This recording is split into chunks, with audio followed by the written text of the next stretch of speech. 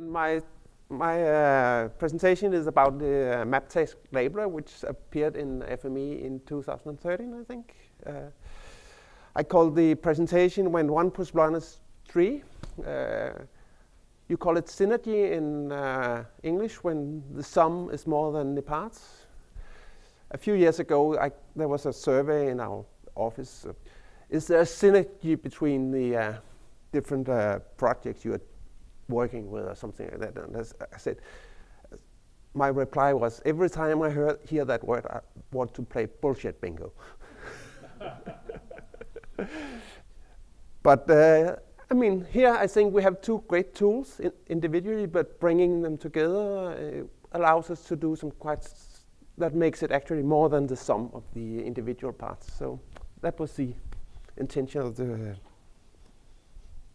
So yeah, yesterday I had quite a lot of problems with the.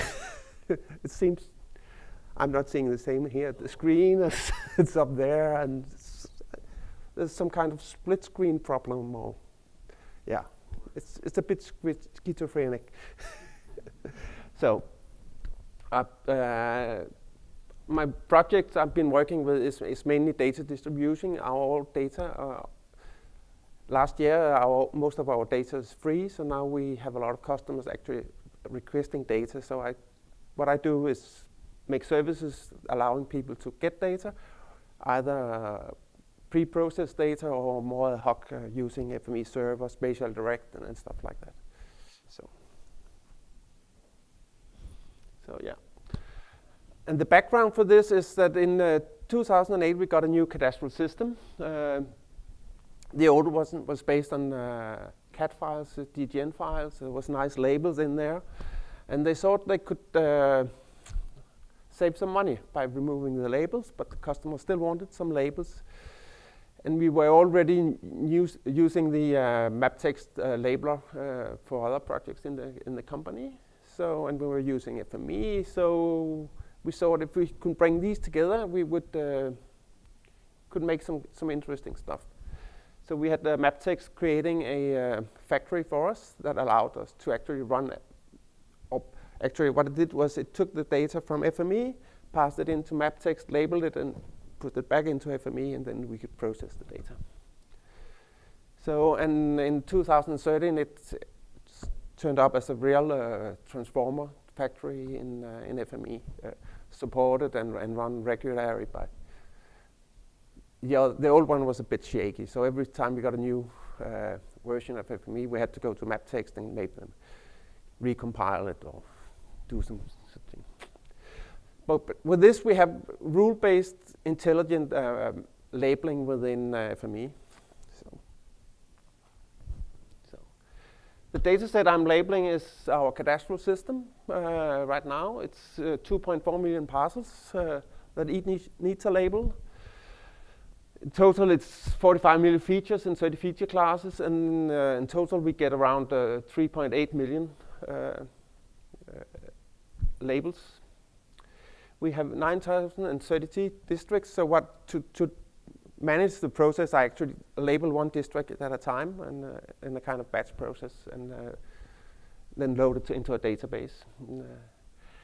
And on a daily basis, we will have around 20 to 100 districts. There will be changes in 20 to 100 districts a day. So we will have a job running that would look for the changes, run the service, update the database, and so, yeah, and our data is free.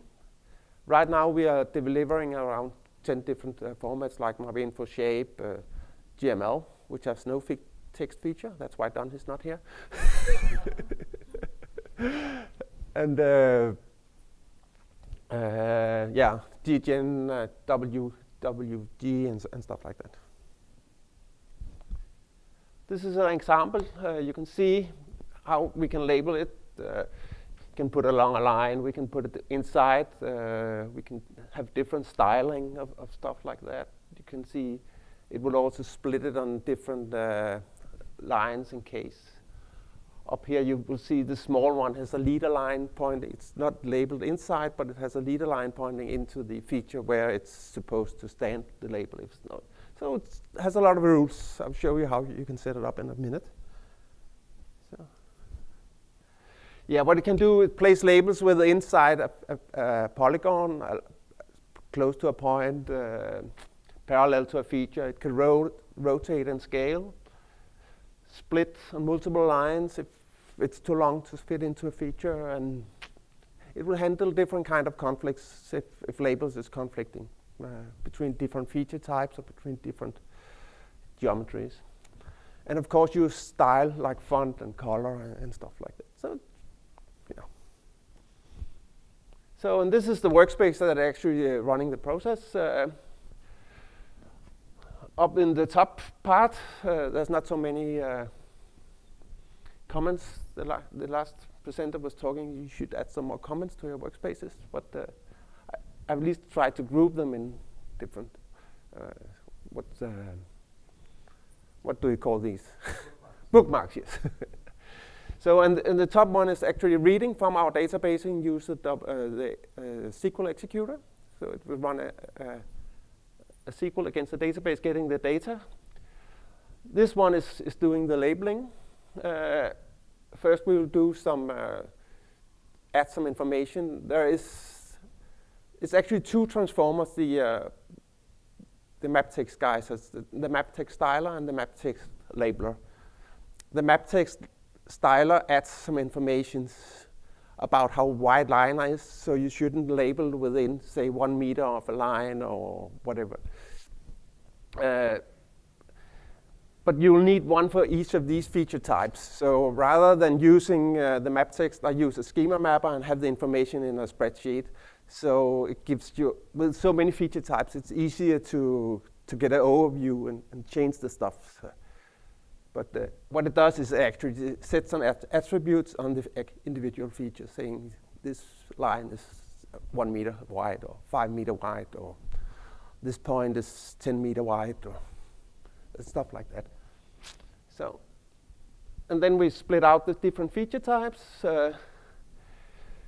One of the jordstykke, which is a parcel in Danish, they come in many sizes. You have down to 1 or 2 square meters, and some is maybe 10,000 square meter.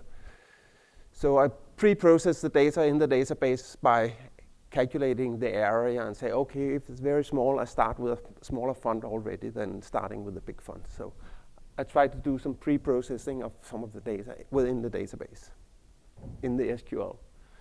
And then this splits into the map text labeler, which does the actual labeling. And then it goes out, writing into an Oracle database, 3 different tables. I'll show you the data model in the actual, there's some TCL callers that just set some attributes and do some stuff there. And then I have a FME a feature holder, which is, in case there is an error here, I don't want to write anything to the database. So I'll be sure everything has left the labeler until I load it into the database. So that's why I have the feature holders as the last.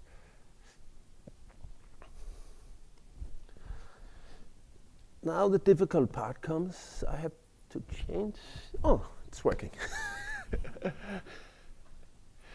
Okay, I changed the workspace a bit so it will read an FFS file rather than so we can run it, and it would not write to an Oracle database but into a viewer. So, see, this is a little difficult. Where's my mouse? There. If we go here to the map text labeler, they get a dialog. You have the different feature types going into it, and you can import it down here, and then you can configure it here. You also set some parameters up here, but. And you get into a style like this. You have to choose whether it's a line, a point, or a polygon. And depending on that, when you have, you can also set the priority out here. That means that jordstykke will take precedence over the other kind of feature type. So if there's a conflict between 2 feature types in labeling, jordstykke will be the one that takes the precedence over it. So, but if we go into style here, we can choose, first of all, which attribute we would need for the labeling, but also font and font size and color. And then we can go into the rules. And here you see the rules dialog, where we can check off, say, okay, place it within it. If it can't be within it, rotate it. If it can't place it there, then try and shrink the font. You're allowed to put it on top of a line if there's a line in there. And we can also put a leader line, put it outside, and then having a leader line pointing into the feature. So, and if we can't do anything, then just put it there. So we will at least have a label. So there's a newer version of the, I haven't upgraded to 2014, but I think there's a newer version of it in 2013 that would actually have an output port from the bringing out unlabeled features from the factory. So if we have lines, we can take a line here. So let's say the rules. You can see you can place it along the line and shrink it and stuff like that. And points. You can take the point. You can place it around and say, okay, first we place it here, then I place it there, then this, and it will try all these different shrink the fonts as well.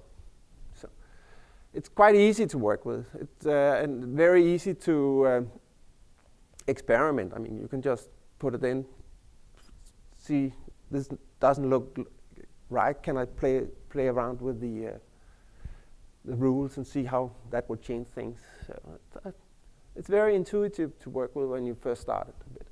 So cancel. So yeah. So and we can try and run it.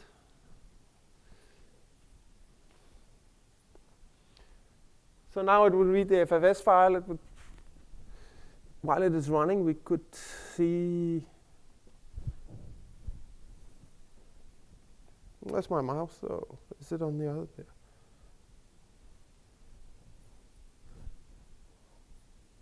So here's the spreadsheet that I'm using in the setting. Oh, it's finished now.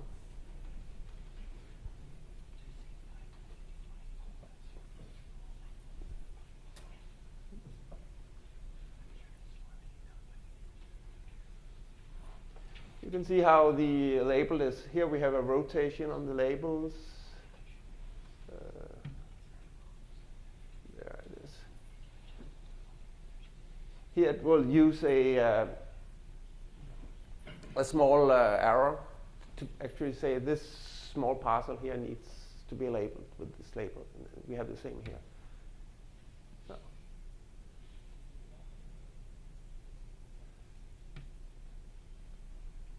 I think it does a quite nice job. I mean, we can always play along with the rules, getting some better result, or maybe there's also a bug there still. Sometimes the leader line will not point to the correct feature, but for a change, it's not an FME bug. So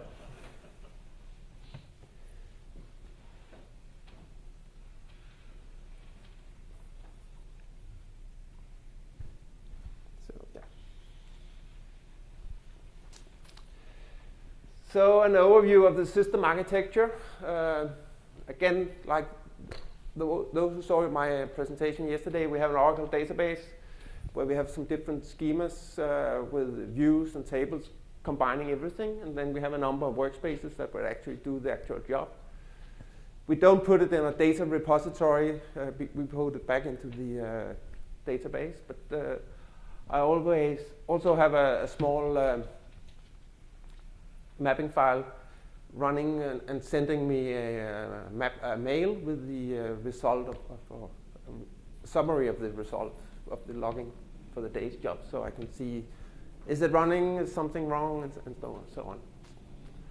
So and there's quite a lot of views actually in here trying to combine the stuff. So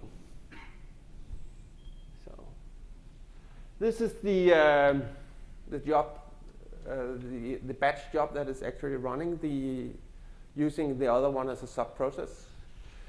it will read the label job view, which has all the district names in it that is changed.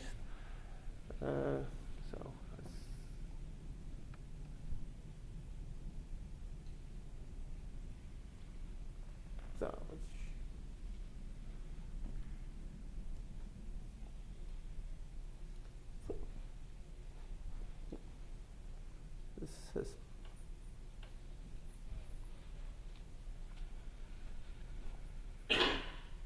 there it is. It will basically run this SQL against the database. It will join the job with the job ID, so I get a job ID from the sequence in the database. And then it will set it out using the FME server submitter to run it on the server. And this is the SQL I used to actually get the job ID, or pseudo SQL. It's not complete, but it would actually take the 2.5 million labels of the parcels. It would take the 2.5 million parcels and combine them and see, do we have new labels, or do we have new parcel, or is parcel that has changed since last time? So we have an ID and a from date that's unique on every parcel, and the same from ID and from date is in the parcel or the label database. So we can combine the two and find all the new, so we can get all the unique ILRs and then just run that. So yeah, in GST we use the Oracle as a database. So we set up a database or a schema with the necessary tables. We have tables for features. We will have tables for logging and error. So every error is logged into a database, so we can go. We will have some different metadata tables and lookup tables. There will be some views with the jobs and stuff like that. And so we have some sequences as well for housekeeping, job ID, batch ID, and stuff like that. And everything is created into SQL create database scripts, so I can just run that using what we have is we have two schemas, so we can change between schemas. So if something goes wrong or we reload our cadastral system, we will just run it on the new system, everything, and then when we're satisfied with that, we can shift in the reading.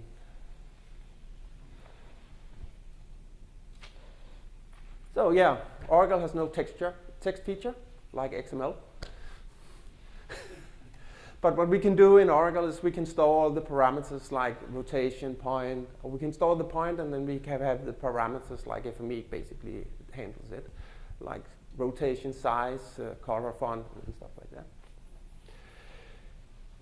So reading back into FME is then an issue. I'll show you the SQL. So, and there's also another issue, different formats handles. Okay, I have 2 minutes, so this is the database schema trying to show some of the tables. So, and here reading data back is done using SQL. So I try and set up the different parameters FME use, and then I have you can see FME text is set to the KMS type. So when a feature gets into FME, I will look for the KMS type. If it's FME text, I will convert it to a text using a text. There's some text adder, I think it's called. So this is the log file I give as a mail every day, telling me how many jobs, how many times, how long time it took, which job ID is used, and stuff like that. So you can also see there's an error there. That's actually a bug in Oracle buffer function. So yeah. So yeah, we still have some problems. The buffer function is, with certain features, it will, when I buffer an ILR, it appears that it gets an error in Oracle. But if I change the buffer a bit, it will be correct. So I just take the modulus 15 of the seconds from the timestamp, add to the buffer, and then next time it will be correct. So yeah, it's been running for 8 months. It's generally working. There's we can always play around with the rules, but basically I think it's working. People are satisfied, and you did a good job. Risa did a good job. So 1 + 1 = 3. I know I was good at math. Thank you. On the SAFE blog, there is a article Chris wrote about this, and there's also a webinar with, I think, you and Dimitri some time back showing some more about this. So, I'll pull off a wall, but have you had any experience writing feature length annotation inside of ArcGIS or inside SDE? no. Okay, that's what we want to do. There are people at SAFE that know how to do that. So far. I am not one of them. It can be done. It's a bit tricky to set up, but Geomedia is tricky to set up. You have to actually have TCL converting these texts into RTFS strings that is actually worked into FME. So if any of you is interested in that, we can talk about that.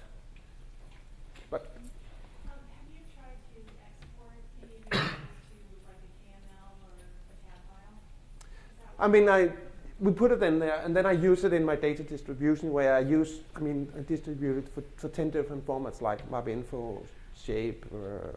Shape has no text feature, but so DGN and stuff like this. It's a little tricky. I use the metrics for the MapInfo, but text height in a DGN file is different from that, so you could have to scale it and replace the text a bit, but it's possible to do that. so Peter didn't show it, but in that transformer, you can actually set one of about 5 different formats that you want to target specifically.